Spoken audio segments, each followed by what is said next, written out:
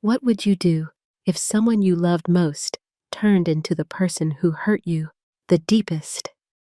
My name is Eleanor Walsh, and I never imagined that at all. I'd be fighting not just for my dignity, but for my freedom. This story isn't easy to tell, but if you're watching, stay with me. And before we dive in, make sure to subscribe to this channel and comment where in the world you're watching from. I always thought growing old would come with a kind of quiet wisdom. Tea in the afternoons, birds in the backyard, and maybe a book or two I'd finally finish. What I didn't expect was that growing old would feel like being erased one decision at a time. My name is Eleanor Walsh. I'm years old, and until a few months ago, I lived alone in the house my husband Richard and I built together in the suburbs of Portland, Oregon. Every flower in the front yard had a story. The kitchen still smelled like his coffee. I wasn't ready to leave. I didn't need to leave. I had slipped on a throw rug in the living room, not badly. I was a little bruised, but still sharp, still walking, still me. But that single fall was all the ammunition my son Daniel needed. He showed up the next morning early with a look in his eyes I couldn't place. Cold, distant. He didn't even ask how I was. He came in with a briefcase and a tight schedule, speaking in bullet points. "Mom, we found a really good facility. It's time. It's the best for everyone." I laughed, thinking it was a joke, but he wasn't laughing. "Daniel," I said, "I'm not going anywhere. I'm fine. This is my home."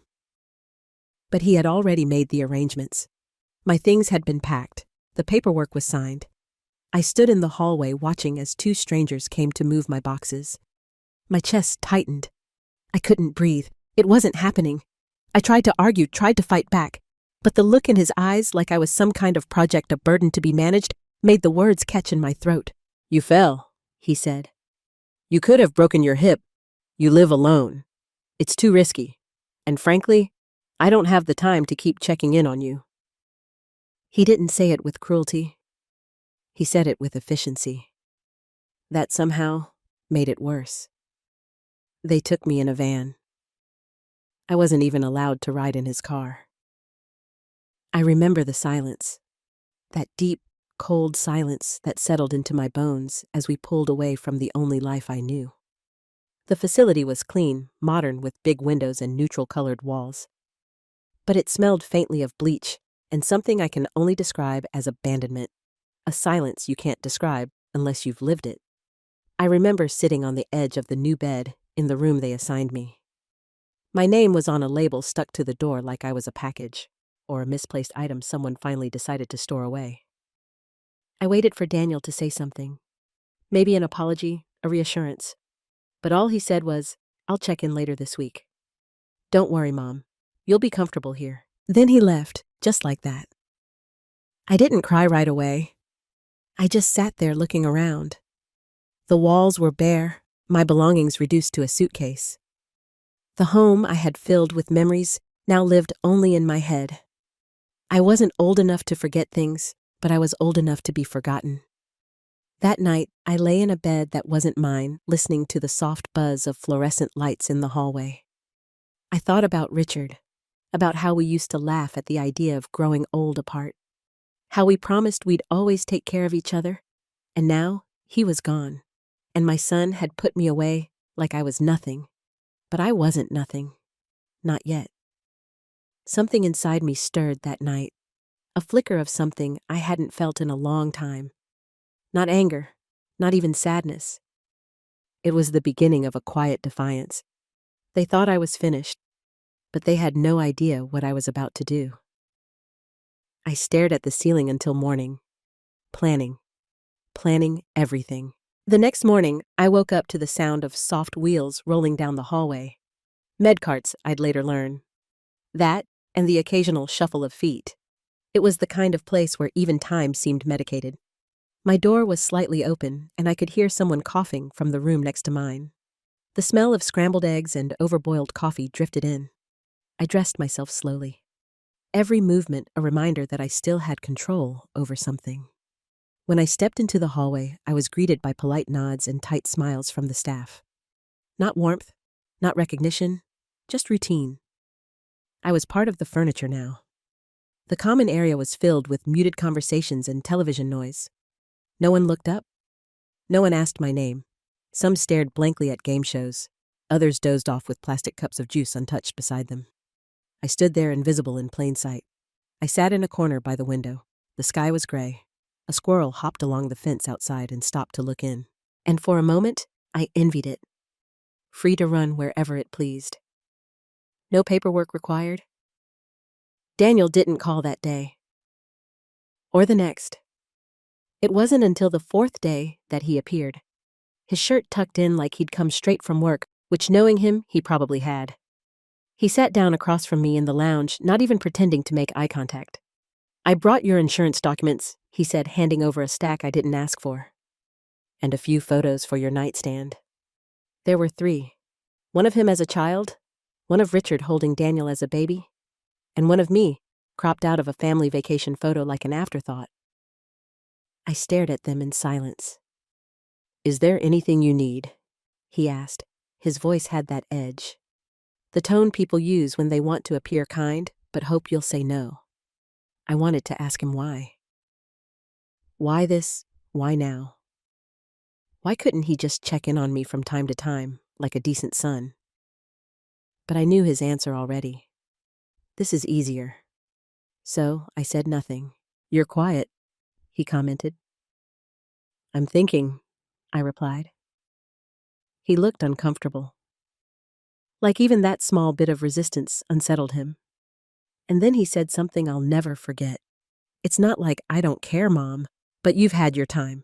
Now let me handle things." Had my time. As if life came with an expiration date. As if I had nothing left to live or offer or feel. He left after 10 minutes. Didn't hug me. Didn't say he loved me. Just walked out. Like he had finished a task. The following week passed in a blur. Meals served at scheduled times, bingo games with prizes that didn't matter. I tried to smile at the other residents, but most were too lost in their own silence. Others were too far gone to even remember their names. That's when I realized the cruelest part of this place wasn't the boredom. It was the erasure. They don't just strip away your independence. They strip away your identity. No one here knew that I once worked as a librarian. That I played the piano for Richard every Sunday morning. That I baked pies from scratch. That I read every Steinbeck novel twice. To them, I was just room. Just a fall risk. Just another old woman whose time had passed. Until one afternoon, when a nurse I hadn't seen before walked in holding a clipboard and a gentle smile. Her hair was pulled back, her scrubs clean, but her eyes were tired in a way only someone who carried too much for too long could understand. "Mrs. Walsh," she asked. "Hi, I'm Marissa. I'll be checking in on you this week." I nodded. She sat down without the usual distance most staff kept. "Is there anything you want me to know about you?" she asked. It was such a simple question, but no one had asked me that since I arrived. I stared at her for a moment, unsure of how to respond. Then I said, "I like crossword puzzles. I make a mean lemon meringue pie, and I still remember the smell of my husband's shaving cream." Marissa smiled. "That's good. I'd like to know more." And just like that, something shifted. She wasn't like the others. She wasn't pretending. She saw me. She returned the next day, and the next. We talked, laughed. She brought me tea from the break room when the dining hall was out. She called me Eleanor instead of Mrs. Walsh, and she remembered the name of my favorite singer from the 70s. She told me about her daughter, about her mother, who had Alzheimer's, and about working nights to cover extra shifts. She never complained. But her voice carried weight, and slowly she became the only reason I didn't feel completely invisible. I still missed my house. I missed Richard, and I still felt betrayed. But for the first time since I'd been forced into this place, I wasn't just waiting to fade away. I was watching, listening, and learning who was still on my side, and who never truly had been. Because somewhere in that silence, I was beginning to understand something. This wasn't just a nursing home. This was the stage for a battle I hadn't realized I was about to fight. I began to notice the little things first. The way the staff knocked twice before entering.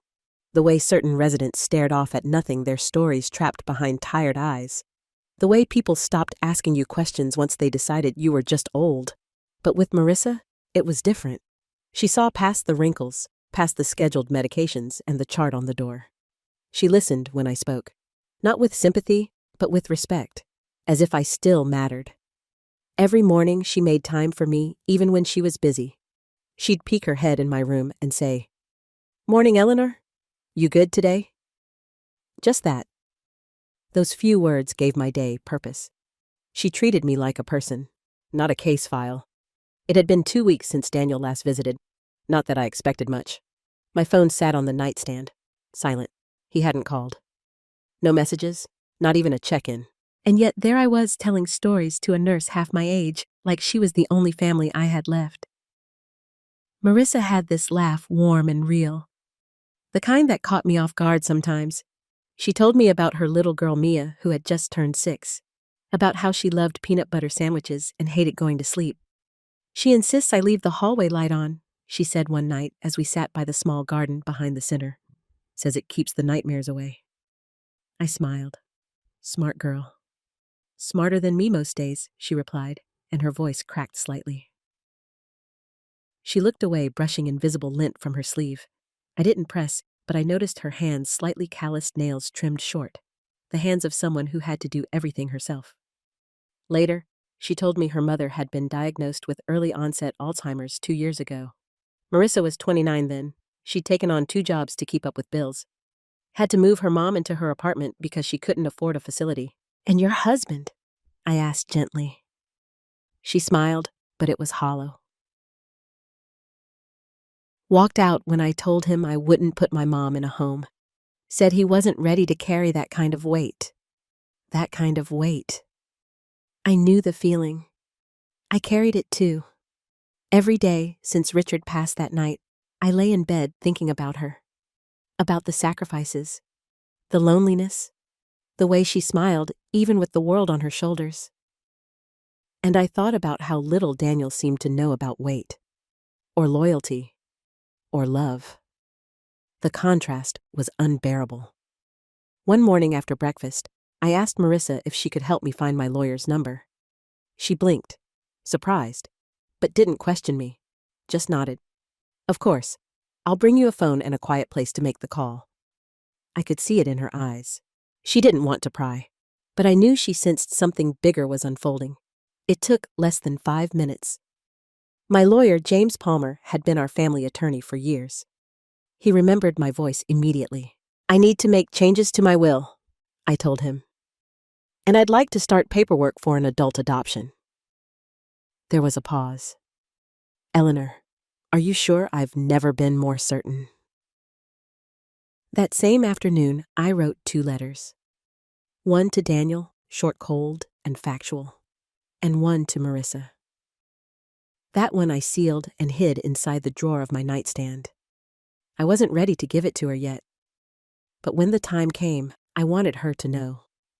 She wasn't just a nurse, she was family now. I didn't tell her that day, or the next. Instead, we kept our routine, talking about books. Her daughter's spelling homework, the weather, but something had changed in me. I no longer felt like a passive observer in this place. I had a purpose again, a quiet mission, a legacy to rewrite. Because if Daniel thought he could decide the ending of my story without even asking me, he was about to learn just how wrong he was, and I wouldn't need to raise my voice to do it. It was early October when the leaves outside the facility turned that sharp, rust-colored red. I remember staring out the window one morning, watching them fall like paper memories drifting slowly to the ground. Something about the quietness of it reminded me of how my life had been slipping away piece by piece while no one seemed to notice, except Marissa. That day, she brought me a cup of chamomile tea. Real chamomile, not the powdered kind. She had found it at a discount store on her way to work. "I thought of you," she said. "Smells like something you'd like." And it did. It smelled like my old kitchen. Like Sunday mornings with Richard reading the newspaper while I baked cinnamon rolls. We sat together by the window, just watching the trees for a while. She looked tired, more than usual, but still kept that soft, steady calmness. That was Marissa's magic. No matter what was going wrong in her life, she made you feel like you were the most important thing in the world during those few minutes together. She told me Mia had gotten sick the night before. Fever, sore throat. She'd stayed up all night rubbing her back, giving her water, holding her little hand. It's nothing serious. Just a virus, she said. But I could hear the edge in her voice. The exhaustion. The fear that creeps in when you're doing it all alone. I asked her, "Do you ever get a break?" She smiled. But it didn't reach her eyes. I'll rest when she's grown. Right now, she needs me. Something clicked in me then. A knowing. A silent confirmation of everything I'd been feeling. It wasn't just admiration. It was recognition. I saw myself in her. The younger me who had once held Daniel in her arms through countless sleepless nights. The woman who sacrificed weekends, vacations, and promotions for her family. The difference, I did all that. And ended up in a place like this. But Marissa, she deserved better. Later that day, I called James, my lawyer, again. I finalized the amendment to my will. Half of my estate, including the house savings and remaining investments, would go to Marissa Carter. No fanfare. No announcement. Just a quiet, legal promise. It was the first time since Richard died that I felt like I was doing something that mattered again. Over the following days, I kept a journal. A real one. Leather-bound with pages that smelled like old bookstores. I wrote letters to Marissa, to Mia, even one to myself. I poured in everything. My memories, my regrets, the betrayal that still echoed from Daniel's voice when he said, "You've had your time." Each word was like stitching up a wound. One evening, I invited Marissa to sit with me in the garden behind the facility. The air was cool, the sun dipping low behind the trees. I offered her the seat beside me and handed her a small envelope. She blinked. "What's this?" "Not for now," I said. "For when it matters." She looked at me. Really looked. "You're not sick, are you?" I laughed softly. "No, dear. I'm just awake now." We sat in silence after that, our shoulders almost touching. I don't think she realized the magnitude of what had just happened, that I had just rewritten my legacy. Not out of anger, but out of clarity, because sometimes the people who share your blood aren't the ones who carry your heart. And as the light faded and the first stars peeked through the sky, I made peace with something important. If Daniel had given me up, then I had every right to give myself forward. To someone who saw me, who valued me, who stayed. I didn't know then how quickly things would unravel, but I felt it, even then. A storm was coming, and I was finally ready to stand in the rain. It was well past midnight when I woke to the sound of muffled voices down the hallway. Most nights, the facility fell into a dead quiet after p.m. Lights dimmed. Residents tucked away in their rooms like forgotten books on a dusty shelf. But this night was different. I slipped out of bed, wrapped a shawl around my shoulders, and opened the door just enough to see the hallway bathed in soft yellow light. At the far end, near the administrator's office, I saw Daniel. I froze. He was supposed to be out of town. He hadn't visited in weeks, and yet there he stood. Tense, gesturing sharply as he spoke to a man in a gray suit. Someone I didn't recognize. Their voices were low, but one phrase floated down the hall like smoke. "If she changes, that will I lose everything." I stepped back into the shadows. The lawyer, because that's who the other man had to be, sighed. "It's her legal right, Daniel. You can't stop her from doing it. She's not thinking clearly." Daniel snapped. "She's alone. Confused. Probably being manipulated by some staff member." My blood ran cold. He was talking about Marissa. "I want a psychological evaluation. Something official," he said. "If she's declared incompetent, the will can't be changed." I couldn't breathe. My heart pounded so loudly I thought they might hear it. "I'm not going to let her hand over my inheritance to some nurse," he hissed. "She owes me, owes him." He really believed that my life, my savings, my home, all of it belonged to him by default, that he was entitled to the sum of my existence because of biology. Then the lawyer asked, "Are you sure you want to go down this road?" Daniel's answer was immediate. Do it. I backed into my room, shut the door gently, and sat on the edge of the bed, trembling. I wasn't sure what hurt more, what I'd heard, or the fact that deep down I wasn't surprised. Daniel had always been calculating, strategic, but now I saw the truth unmasked. He didn't care about my well-being. He cared about control. And that's when it hit me. I had always wondered about the night Richard died. It happened so suddenly. He had been in his office late going through financial records while I was out visiting a friend. When I got home, he was already gone. A heart attack, they said. No one around to help. No. I remembered asking Daniel if he had talked to his father that day. He said no. But now I wasn't sure. The next morning, I acted like nothing had happened. Daniel didn't know I had overheard. He smiled thinly, handed me a box of herbal teas I didn't ask for, and said, "Thought you'd like these." I nodded, pretending. That afternoon, I asked one of the newer aides, a timid girl named Hannah, if she could find out which nurse had worked the front desk that night.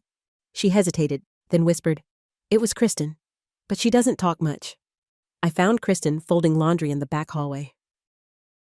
I waited until no one else was around. "I need to ask you something off the record." She looked up, startled. "Okay, you saw my son here last night, didn't you?" Kristen paused, then slowly nodded. "And he wasn't visiting me, was he?" She swallowed. "No, he was in the office for a long time arguing." "Did you hear anything?" Her voice dropped, only a little, something about paperwork and getting someone declared unfit. I thanked her, then walked away with the weight of it settling on my shoulders like lead. Back in my room, I stared at the photo Daniel had left weeks ago. One of him, as a boy, smiling in his Little League uniform. The child I raised, the boy I held during thunderstorms, the teenager I forgave when he lied about grades. The man I had defended even when Richard warned me he was becoming too selfish, too cold. I had loved him unconditionally. But now I understood. That love had always been a one-way street. And then, like a film reel flickering in reverse memories, rushed back fast and sharp. Richard's phone call that day. The way Daniel arrived late to the hospital with dry eyes and no sense of urgency. The silence that followed. Had he? I didn't want to finish the thought. But I already knew the answer. He hadn't helped his father. Not because he couldn't, but because he didn't want to. He let Richard die, so he wouldn't have to deal with the financial fallout of the company's debt. The debt Daniel had a hand in creating. And now he was coming for me too. But I wasn't Richard, and I wasn't going to be erased quietly. I reached into my drawer and pulled out the envelope, the one I'd written to Marissa. It was time to deliver it. Because war had been declared, and I had no intention of losing. It happened faster than I ever imagined. One moment, I was sitting in the garden with Marissa, watching the wind carry leaves across the path like whispers from another life. And the next, I was being told to pack my things. Again. Only this time, I wasn't going to another room or a different wing of the building. I was being moved to a psychiatric unit. The nurse who delivered the message was new, polite but mechanical. She said it like she was reading off a menu. "Mrs. Walsh, the attending physician, has recommended a transfer for observation. A few days, just to ensure your safety. Safety from what I asked." She blinked. "There have been concerns about confusion, some unusual conversations, possible signs of delusion." I laughed short and sharp. "You mean me realizing my son's a vulture?" She didn't answer. 2 orderlies showed up 10 minutes later with a wheelchair. I told them I didn't need it. They said it was protocol. I didn't resist. Not because I accepted it, but because I knew resistance would only feed the lie.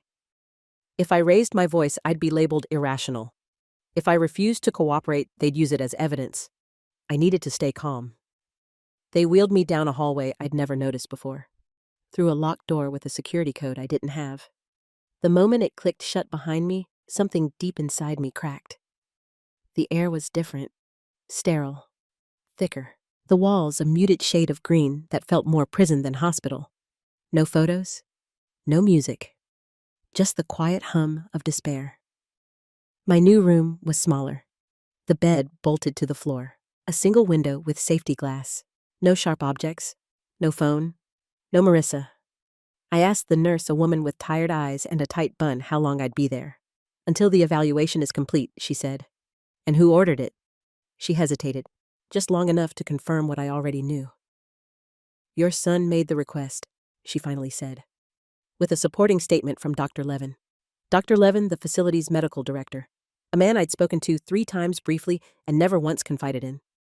I sat on the edge of the bed and stared at the wall, trying to control the fire rising in my chest. So this was Daniel's next move.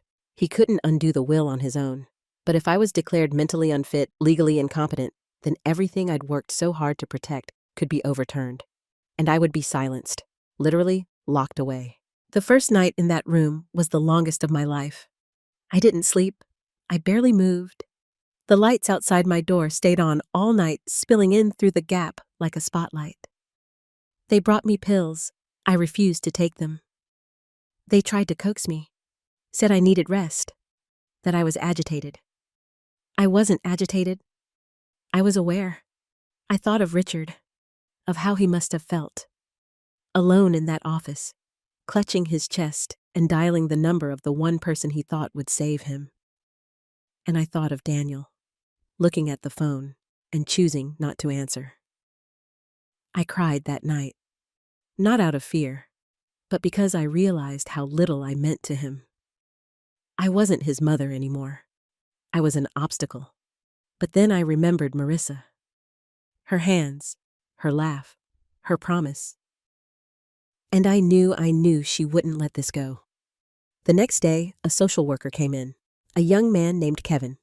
He introduced himself with a clipboard and a soft tone. "I'm here to talk, Mrs. Walsh. Just routine questions. Don't waste your breath," I said. "You're not here for my benefit. You're here to validate paperwork." He blinked. "That's not true." "Then let me make a phone call." He hesitated. "That's not permitted without physician approval." I stared at him. So much for rights. He left 15 minutes later, clearly rattled. I didn't give him the performance they expected. I didn't rant or cry. I just told the truth. Calm, cold, clear. They wanted a breakdown. I gave them composure. Later that evening, while I was pretending to nap, I heard voices outside my door.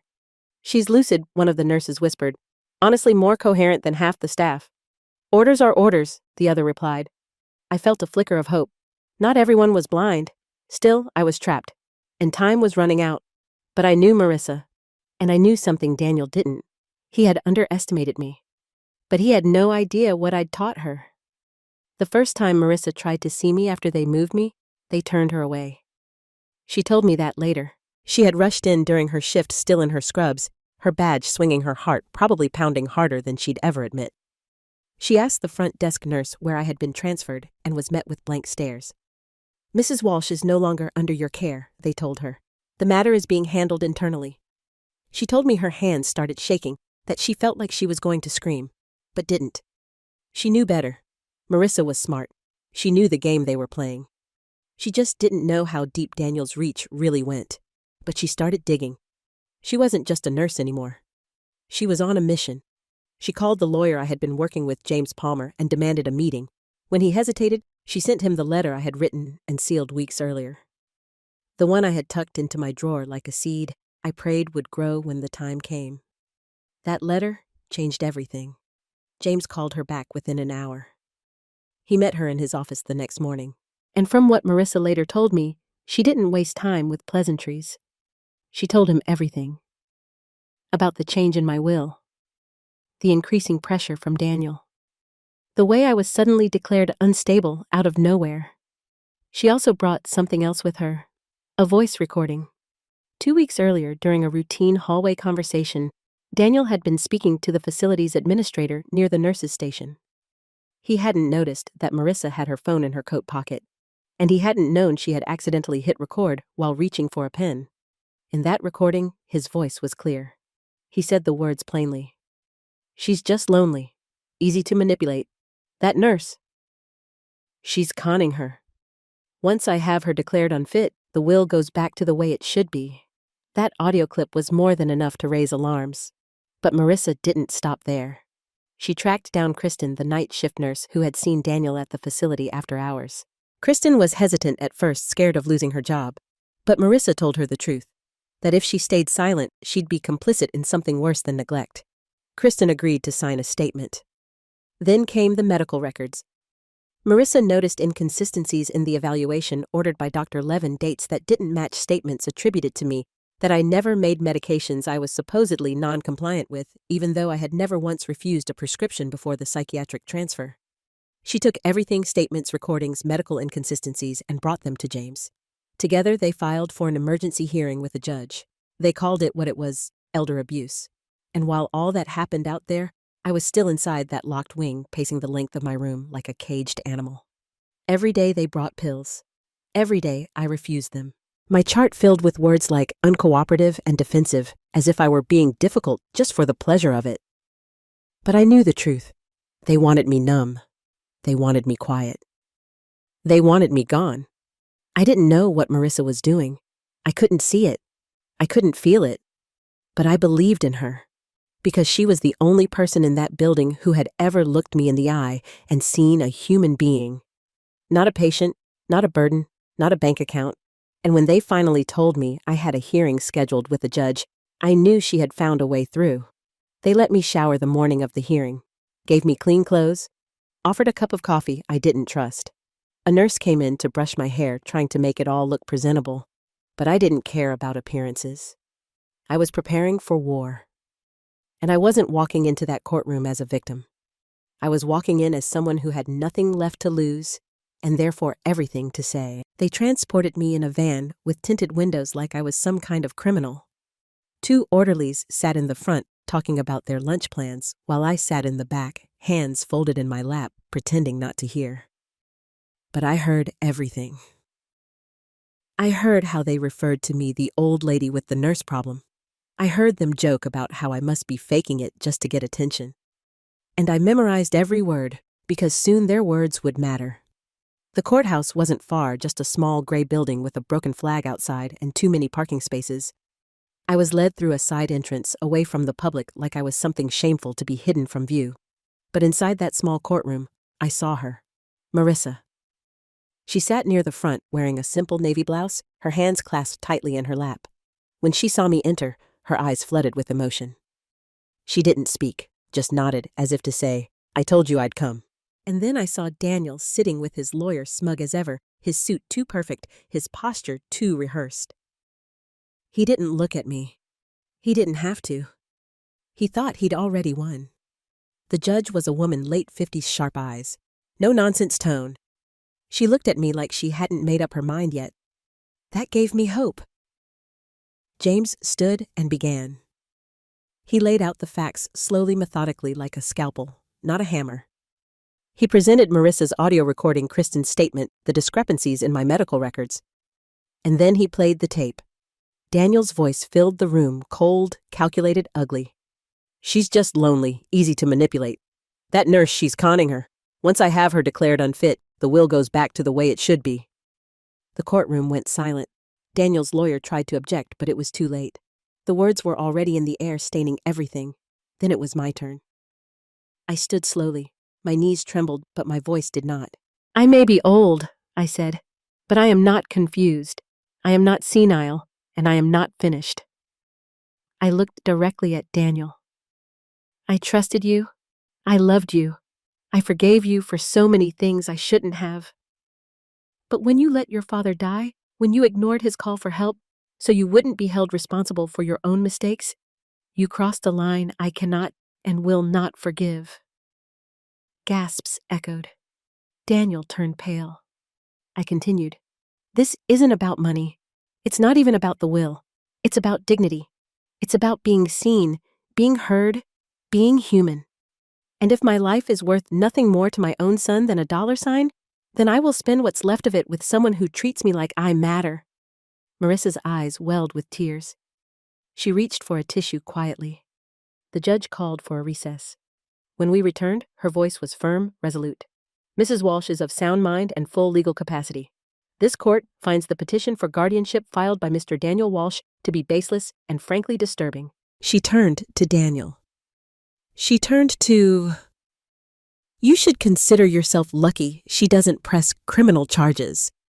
And just like that, I was free.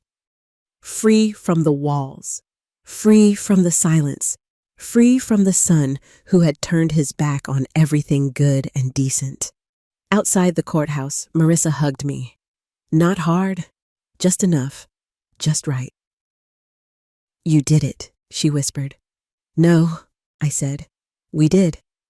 But deep down, I knew the real battle was just beginning. Because the law might have cleared my name, but I was far from done clearing my legacy. The morning after the hearing, I stood in front of the mirror in my old room, my real room at the facility. The same beige walls, the small window that let in slivers of morning light, the photo of Richard and me still tucked into the corner of the vanity. But something had changed. I had changed. They tried to break me. Daniel tried to erase me, but I was still here. Marissa came in just before breakfast carrying a tray with pancakes and fresh strawberries. My favorite. She said nothing at first, just set the tray down and pulled up a chair. Her eyes were tired, but her smile was wide. "Victory pancakes," she said. I chuckled. We earned them. That day the staff treated me differently, a little more respectfully. Some avoided eye contact, especially those who had followed orders blindly. Others apologized in quiet, nervous tones. I didn't hold grudges, but I remembered everything. Daniel, on the other hand, disappeared. He didn't call, didn't visit, didn't even send his lawyer to clean up the mess. It was as if he'd vanished into the shadows, hoping to wait out the storm. But I wasn't done with him. That same week, I finalized the adoption paperwork with James. Marissa Carter officially, legally became my daughter. On paper, in court, in heart. The process was surprisingly simple. A judge asked if this was truly what I wanted. Yes, I said, without hesitation. Because what makes someone family isn't DNA. It's who shows up when you're broken. It's who fights for you when everyone else walks away. Daniel found out about the adoption the following Monday. He sent me an email, a single line. "You'll regret this." I deleted it. He wasn't angry because I gave Marissa my money. He was angry because I gave her my love. The next few days, I felt lighter. I spent more time outside. I laughed more. I helped Marissa plan Mia's birthday, an outdoor party with balloons, cupcakes, and paper crowns. One afternoon, while folding laundry, I found an old scarf Richard had given me. I held it against my cheek and closed my eyes, remembering his voice, his quiet strength. "I hope I made you proud," I whispered. And in that moment, I felt something inside me settle, something that had been restless for too long. But the peace didn't last. One morning, James called. "Daniel is trying to contest the will again," he said, this time claiming undue influence. He's hiring a new team. He wants it all reversed. Of course he did. A snake doesn't change. He just sheds his skin. But this time, I was ready. We had recordings, witnesses, medical proof of my mental clarity, legal guardianship of my own estate. And now we had the adoption. He couldn't touch a single dollar without unraveling the entire web he'd spun. Still, the anxiety returned. Because no matter how strong I felt, part of me still hurt. He was my son. He was my baby once. And now he was the villain of my story. That night, I sat with Marissa in the garden. We watched the sun dip below the trees, casting long golden shadows across the grass. Mia ran around chasing fireflies, her laughter carrying through the air like music. "I wish I could say, I don't care," I said quietly. But I do. I still care. Marissa didn't respond right away. She reached for my hand, warm and steady. "You don't have to stop caring," she said. "You just have to stop letting him hurt you." And she was right. I would always love the little boy Daniel once was, but I would no longer mourn the man he became, because I had a new chapter to live now, and I had a new family to live it with. The final battle was coming, and when it did, I'd be ready to close the book. The courtroom felt colder this time. Maybe it was the tension in the air, or maybe it was because I knew exactly what Daniel was trying to do. Again. He wasn't just contesting the will, he was trying to erase everything I'd done. Every step I'd taken to protect my name, my dignity, and the one person who had stood by me when everyone else disappeared. Marissa sat beside me at the plaintiff's table, now my legal daughter. Her hands were steady, but I could see the way her shoulders held tension. Like she was ready to spring into defense at any moment. Like a soldier. Daniel, dressed in another expensive suit, didn't even glance my way.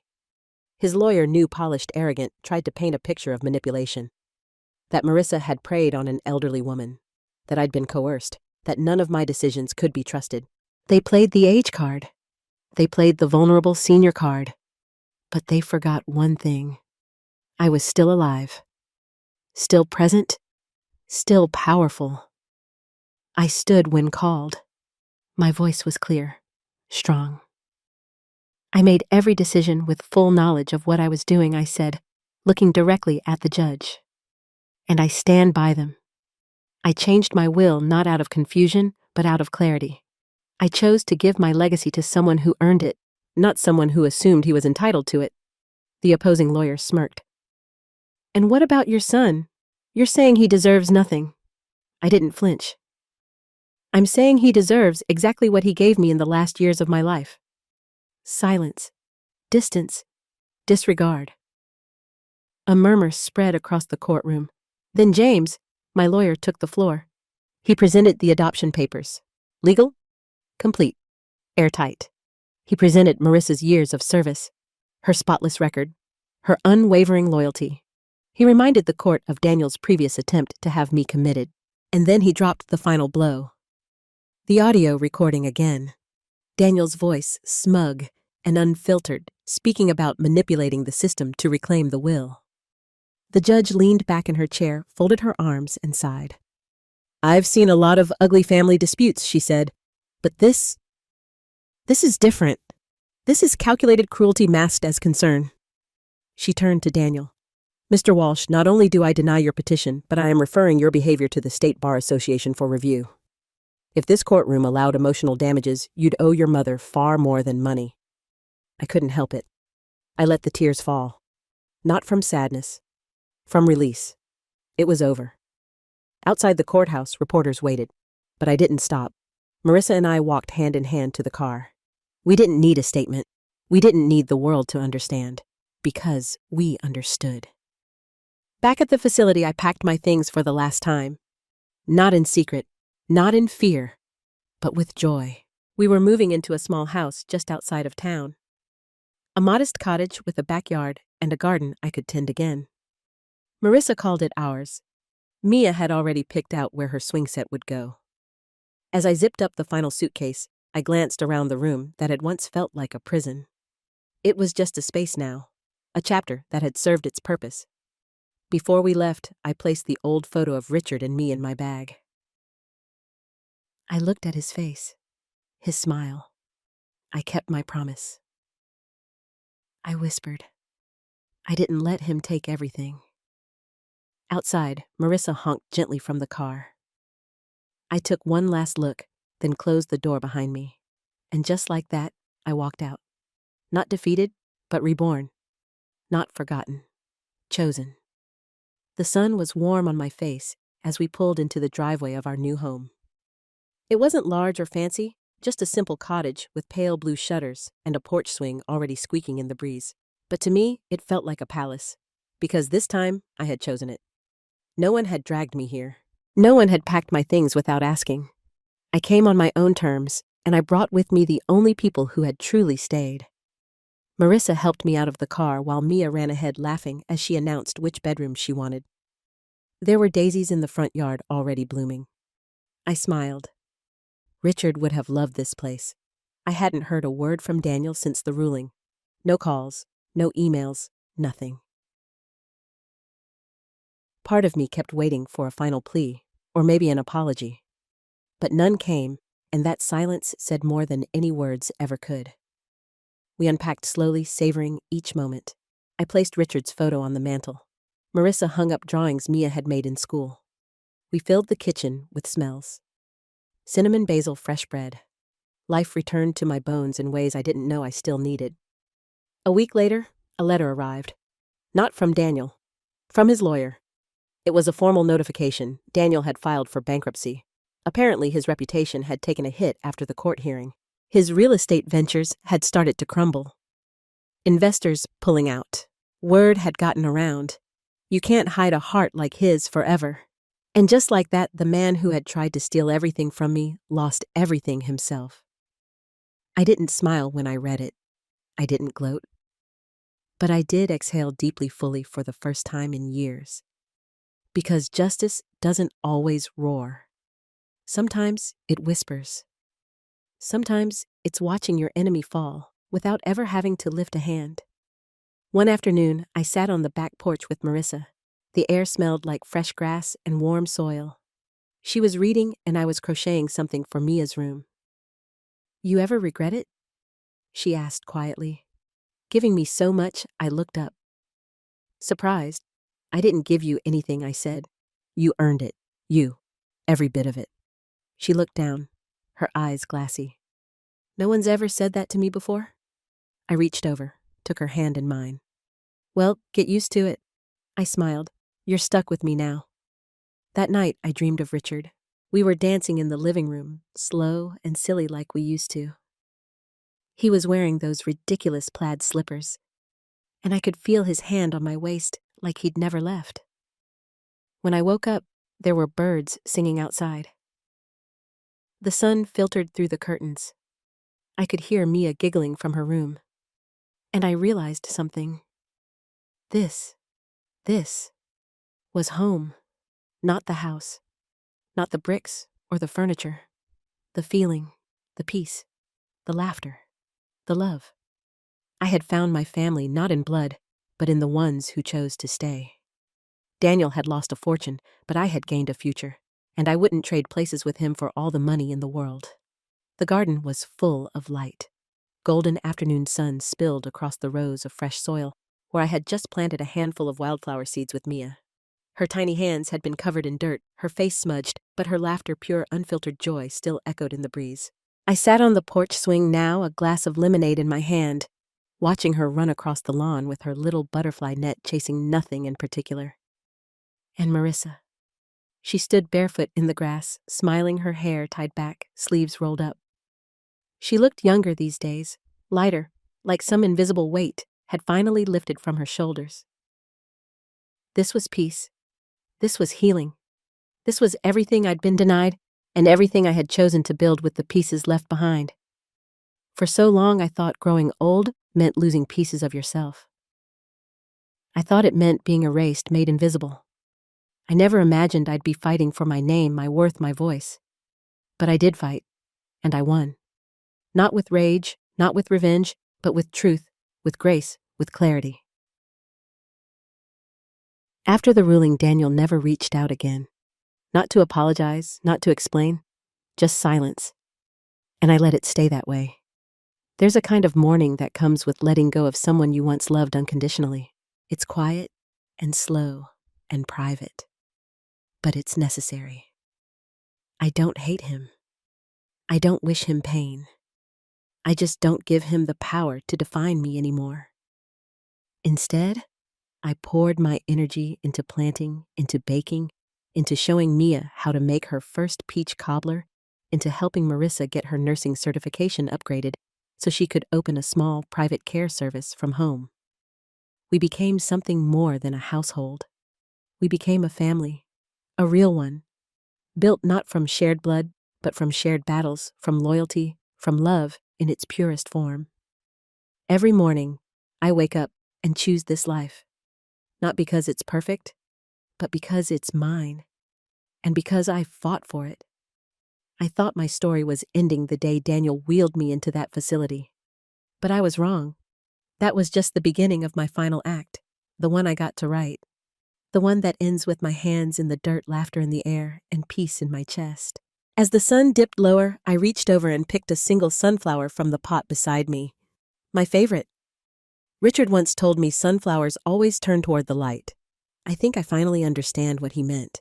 Because even after everything, after the betrayal, the silence, the isolation, I found the light again. I let it find me, and I followed it home. The blood may have abandoned me, but the love saved me.